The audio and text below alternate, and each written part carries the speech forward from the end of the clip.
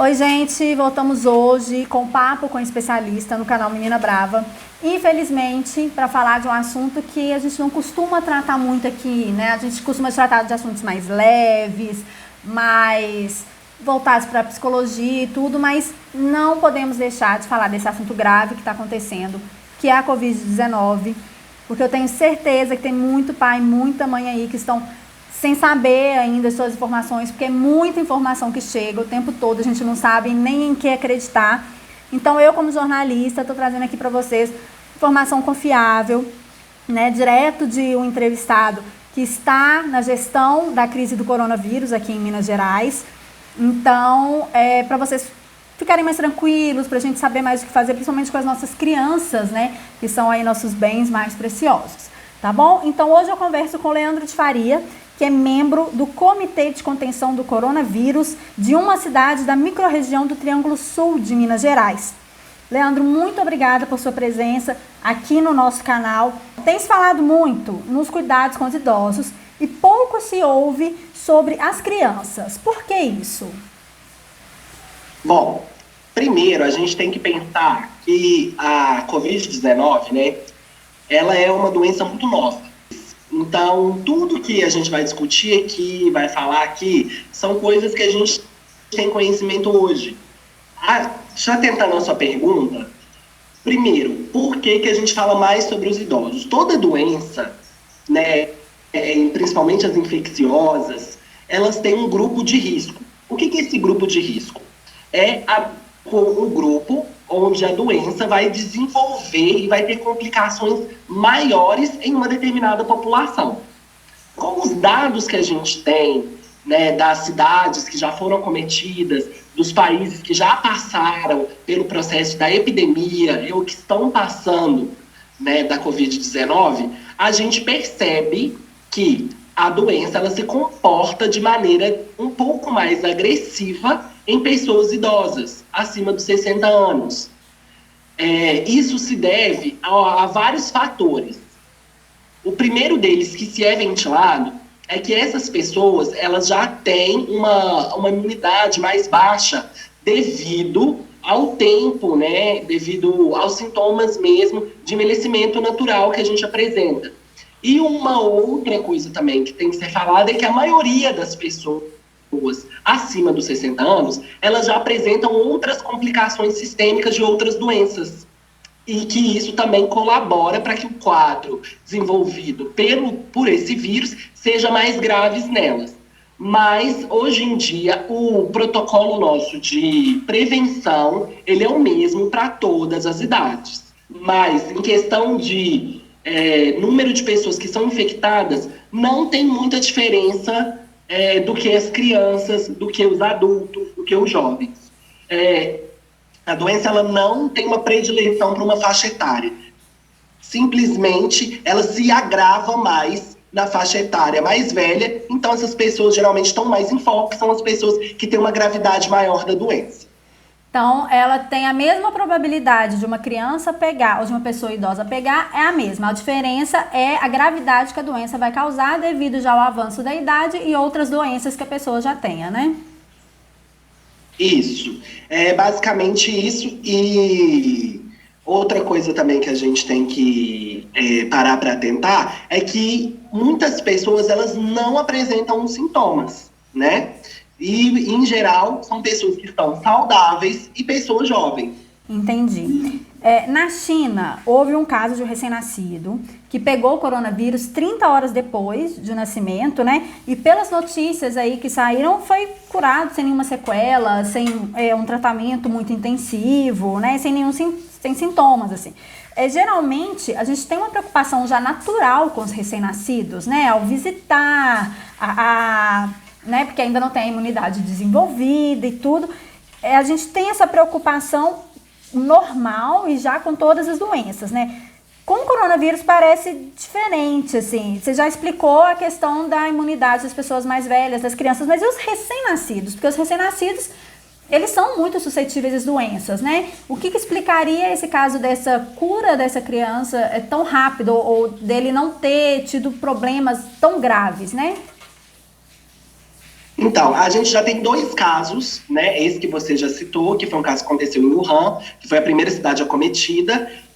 E tem um outro caso também que já aconteceu em Nova York, que um recém-nascido também já apresentou o coronavírus logo após o nascimento. Os 2 casos não tiveram desdobramentos muito perigosos. O de Wuhan, depois de uma semana, ele desenvolveu algumas outras patologias renais, mas que os médicos, a maioria deles, né, dos boletins que eu li, não estão associando muito ao quadro de infecção com o coronavírus. Tanto que o de Nova York não foi necessário nenhum tipo de tratamento adicional até então, pelo último boletim que eu li a respeito dessa situação também. Se você pegar H1N1, que foi a nossa última grande doença infecciosa dos últimos tempos, os grupos de risco eram crianças até 5 anos e idosos acima de 60. Por que o coronavírus, essas crianças acima de 5 anos, não estão muito dentro desse grupo de risco? E são trabalhados em 3 frentes. A primeira frente, que está sendo a mais aceita pela comunidade científica, é que o receptor... O que é um receptor? É onde o vírus que invade o seu corpo ele vai se ligar para ter acesso à sua célula e começar a causar os problemas e os sintomas. O receptor da criança ela não está desenvolvido, que é um receptor muito específico, pelo que me foi explicado. Então, o que se tem de principal teoria é que como esse receptor não está muito desenvolvido, o vírus ele não se liga a muitas células e acaba não acometendo e não causando grandes estragos. Uhum. A segunda teoria é que como as crianças são mais novas e é uma doença que a gente sabe que os principais problemas dela é de que falta de ar, ou seja, de obstrução da respiração, e o pulmão dela é muito jovem, muito saudável, esse pulmão acaba não tendo muito problema para poder conseguir, mesmo pequenos, porque é um pulmão, digamos, né, que acabou, está estreando aí, não teve contato com agentes teratogênicos, como fumo, fumaça, a nossa poluição, que já tem nas pessoas mais velhas um grande tempo aí.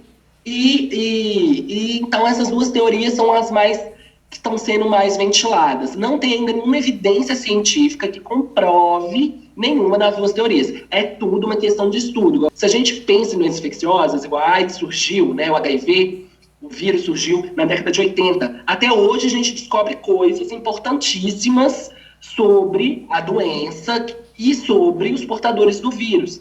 Então, a gente ainda está engatinhando nesse processo. Mas essas são as 2 teorias que os infectologistas e os pediatras têm acreditado no momento. Entendi. E tem algum dado referente à transmissão da gestante para o feto? Então, esses 2 casos que a gente comentou aqui, tanto o de Wuhan quanto o de Nova York, a mãe testou positivo para o coronavírus, né? A gente não consegue, porque para a gente conseguir afirmar que existe essa transmissão vertical, o que é a transmissão vertical? De mãe para filho, a gente precisaria de um grupo muito maior, de um estudo muito maior. Mas a gente passa a atentar para isso, que pode realmente existir. A gente tem 3 tipos de transmissão vertical, e a gente ainda não sabe em qual momento se passa, em qual desses momentos que passa. Se é durante a gestação, se é durante o parto, ou se é na hora de amamentação, entendeu? Mas como nenhum desses casos tiveram desdobramentos muito graves, e a gente está com o nosso sistema de saúde, todos os países lutando, né, para reduzir o número de fatalidades e o número de pessoas em estado graves, esses dados eles devem surgir depois, provavelmente, que tiver bem estabilizada a situação, que vai conseguir fazer um estudo mais claro sobre isso. E as crianças com históricos de doenças respiratórias? A Antonella, por exemplo, né, minha filha teve bronquiolite aos 5 meses, depois com 1 ano e meio ela desenvolveu bronquite, e hoje ela né, teve com 1 ano e meio, depois não apresentou mais nenhum quadro de bronquite, ela já está aí com 4 anos. Mas ela já teve esses quadros. Ela se encaixa no grupo de risco ou não? Só quem tem o desenvolvimento da doença hoje? Então, a gente tem que parar para pensar 2 coisas. A primeira, a bronquite, ela existe de 2 formas. Ela existe a bronquite aguda, que é geralmente causada por um vírus, também uma bactéria que acomete ali os brônquios e deixa a respiração mais pesada, uma dificuldade de respirar. e a bronquite crônica, que é geralmente associada também a pessoas mais idosas. É muito raro pessoas jovens, existem, mas pessoas jovens terem a bronquite crônica. E a pessoa que tem a bronquite crônica, ela é um grupo de risco, que ela tem uma doença de via aérea crônica. Agora, a pessoa, se ela desenvolver um episódio de bronquite aguda, não tem necessidade de medicamentos para ajuda de respiração, e então ela não está muito enquadrada neste grupo de risco, não. O que se confunde muito é o que se fala, né, que é até um termo que não é muito cientificamente aceito, a bronquite asmática, que na verdade, no processo da asma, ela já é uma doença crônica. Aí ela sim já vai se enquadrar no grupo de risco. Agora, se foi apenas uma bronquite, um episódio, e foi tratado e não teve nenhuma sequela, nenhum prejuízo para o sistema respiratório, essa criança, ela não está no grupo de risco, não. Ótimo, já fico mais tranquila agora.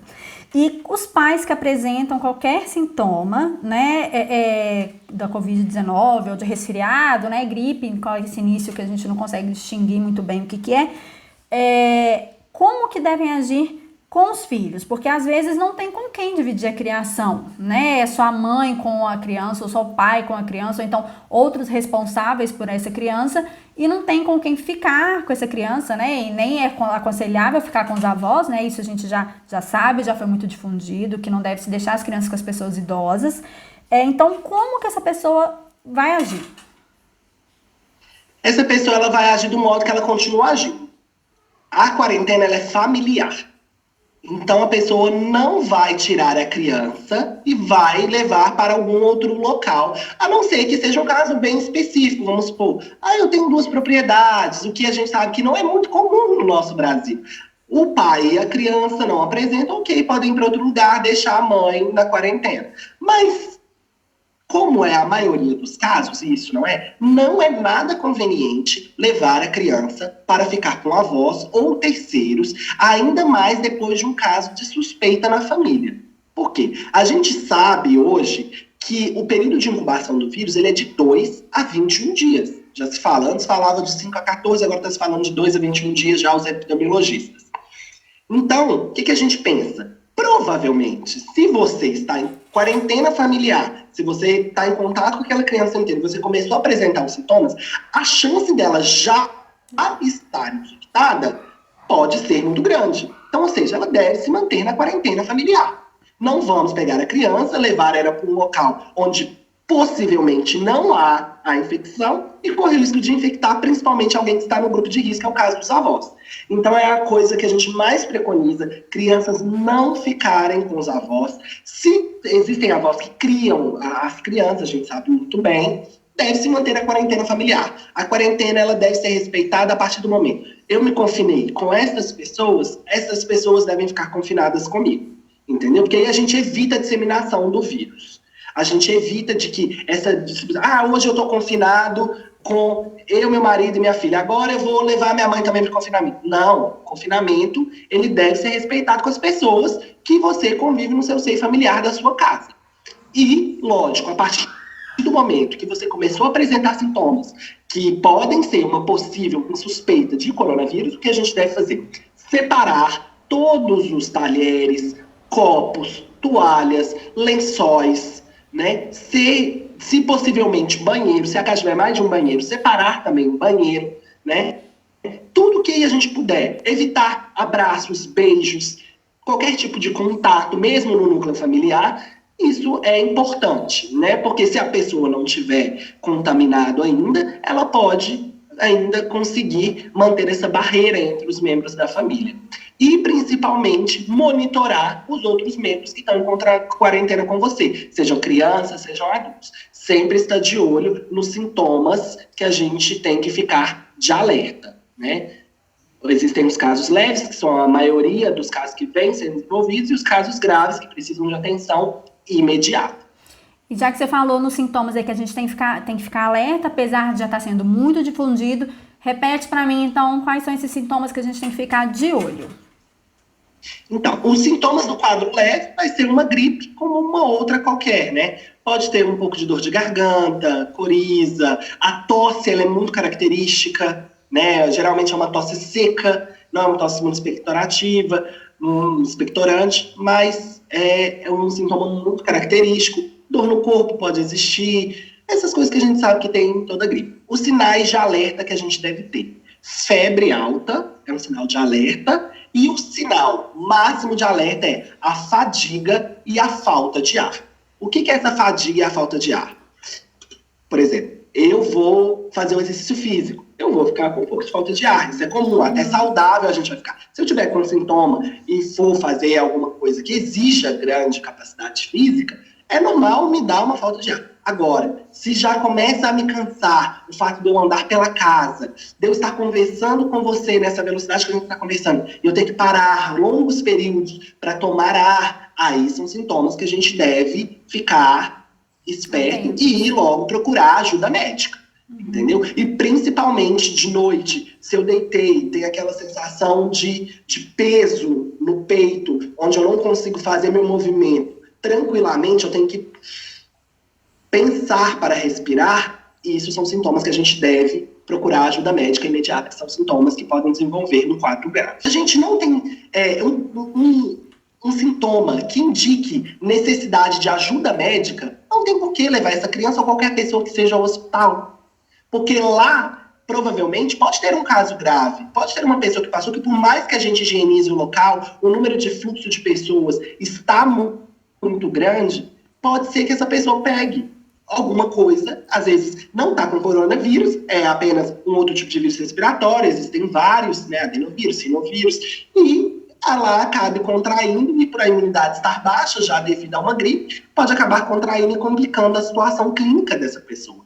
O outro fato que a gente deve se atentar é que a gente está numa situação de exceção. A situação de exceção, a gente tem muitas pessoas procurando um serviço de saúde. O nosso serviço de saúde, ele tem um limite de pessoas que ele vai conseguir dar o tratamento adequado. Se a gente superlota esse serviço de saúde com quadros em que as pessoas poderiam simplesmente ficar em quarentena em casa, observando os sintomas, né, e fazendo o isolamento social para poder prevenir de propagar esse vírus, não se deve lotar o sistema de saúde com isso. E levar no pediatra da criança. Falar assim, ela apresenta esses sintomas, deu uma febre, tá bom, não vou levar no hospital não, mas aí eu vou levar no consultório do doutor, que é o pediatra. Nem assim, né?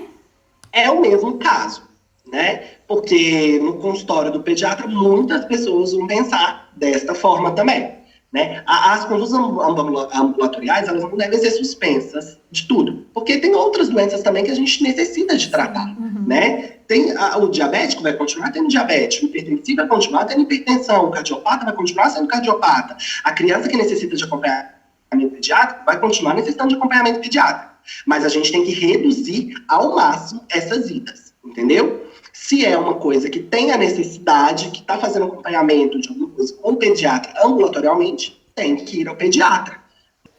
Leandro, e os pais ou os responsáveis, né, que não podem cumprir a quarentena, né?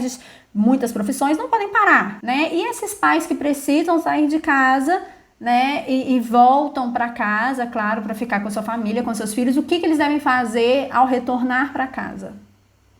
Então, existe um protocolo, né, que o Ministério da Saúde já está difundindo, que é o seguinte: a primeira coisa é não ter contato com ninguém ao chegar em casa.